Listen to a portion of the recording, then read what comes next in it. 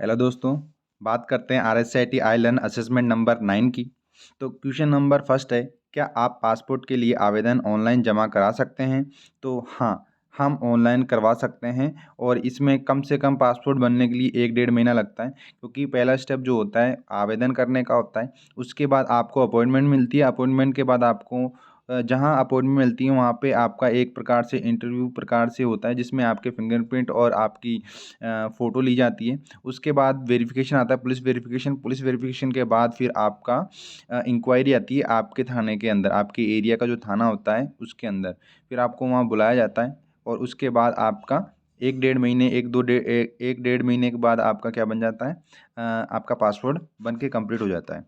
अब बात करते हैं क्वेश्चन नंबर 2 की। तो आज यहाँ पर लिखा हुआ है क्वेश्चन नंबर 2 में, आधार कार्ड इस कार्ड में कितने अंक शामिल होते हैं?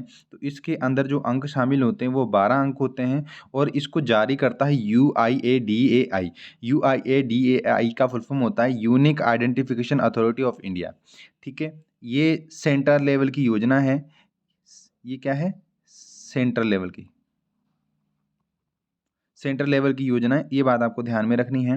क्वेश्चन नंबर 3 में, निम्न लोगो किस सेवा को दर्शाता है? तो ये जो लोगो दे रखा है ये हमारा आधार का लोगो है। क्या है? आधार का लोगो है। आधार कार्ड के ऊपर ये लोगो आता है। यहाँ पर आपको निम्न प्रकार से एक फ़ोटो दे रखी है और यहाँ पर आप देख सकते हैं कि यहाँ पर लिखा हुआ है ट्रेन। क्या? तो ये एक प्रकार से क्या है, तो नीचे ऑप्शंस में देख लेते हैं। एक रूट की बस सूची है, तो बस सूची तो है ही नहीं, क्योंकि बस सूची तो वहाँ पर बात ही ट्रेन की हो रही है। तो एक सीट की उपलब्धता, यानी कि सीट की क्या है? उपलब्धता है, और वो भी किस में है? वो भी ट्रेन के अंदर है। किस में है? ट्रेन के अंदर है। आगे बात करते हैं। यहाँ पर हमें मिल जाता है क्वेश्चन नंबर 5, PNR स्थिति ट्रैकिंग से क्या अर्थ है?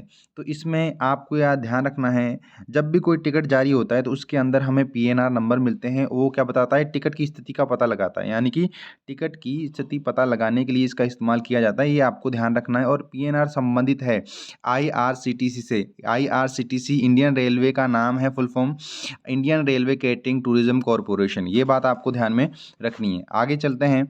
आगे इसमें लिखा हुआ है क्वेश्चन नंबर 6 में, तो आप अपना आधार कार्ड विवरण जो है वह निम्न में से माध्यम से क्या कर सकते हैं? संशोधित कर सकते हैं। तो ये आप ऑफलाइन भी कर सकते हैं और आप ये ऑनलाइन भी कर सकते हो। इसके अंदर सी हमारा क्या है? ऑप्शन सही आएगा।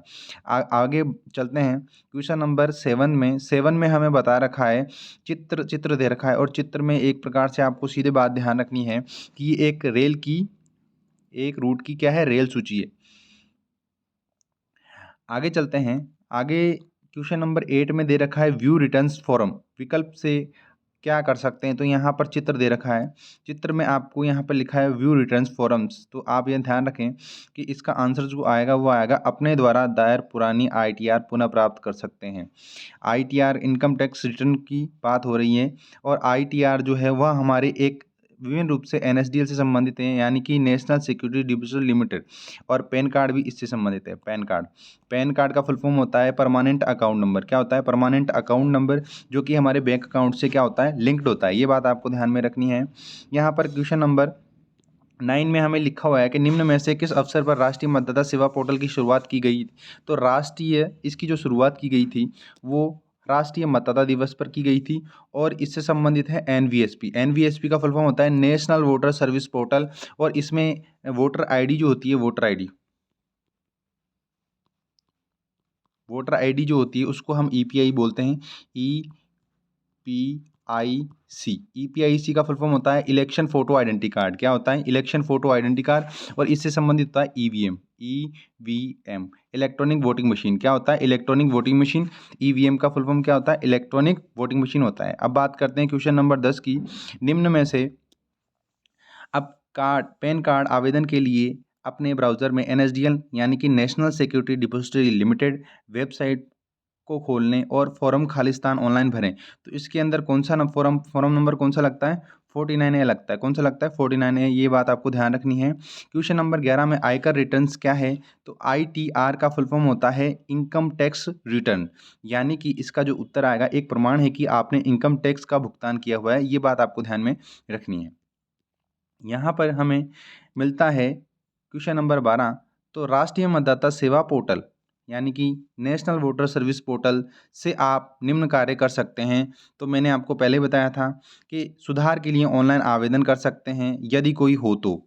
नए पंजीकरण के लिए अंग्रेजी व हिंदी भाषा में आवेदन कर सकते हैं और चुनाव सूची में नाम खोज सकते हैं उपयुक्त सभी। तो इसका जो आंसर आएगा वो उपयुक्त सभी आएगा, ये बात आपको ध्यान में रखनी है। देखो क्वेश्चन नंबर 13 आ रखा है कि एलपीजी सिलेंडर बुकिंग घर बैठे अब एक बटन पर क्लिक करने आराम से करा सकते हो। तो आप ऑनलाइन बुकिंग करवा सकते हो। जी हाँ, आप ऑनलाइन बुकिंग करवा सकते हो। यहाँ पर क्वेश्चन नंबर 14 आ रखा है, यहाँ पर पैन कार्ड का पूरा नाम क्या है? तो पैन कार्ड का पूरा नाम होता है परमानेंट अकाउंट नंबर। और ये पैन कार्ड जो है किससे संबंधित है? ये हमारा NSDL से NSDL से संबंधित है, national security depository limited, national service depository limited हमारा इसका नाम है। यहाँ पर क्वेश्चन नंबर 15 है। क्वेश्चन नंबर 15 में हमें ये URL दे रखा है irctc.com.in, यानी कि इन बताता है, डोमेन कोड है, ठीक है। अब यहाँ पर ऑनलाइन खालिस्तान प्राप्त किया जा सकता है। तो ट्रेन टिकट इससे संबंधित है, ट्रेन टिकट इससे संबंधित है। यहाँ पर हमारे क्वेश्चन हमारे कंप्लीट होते हैं। RSA असेसमेंट 9th जो है वो हमारा कंप्लीट होता है, ठीक है। इसको आप रट लें क्योंकि इनमें से डायरेक्ट क्वेश्चन पूछ लिए जाते हैं कभी कभार और पूछे भी जाएंगे, ये ध्यान रखना। जो 12 तारीख को पेपर होएगा उसमें से।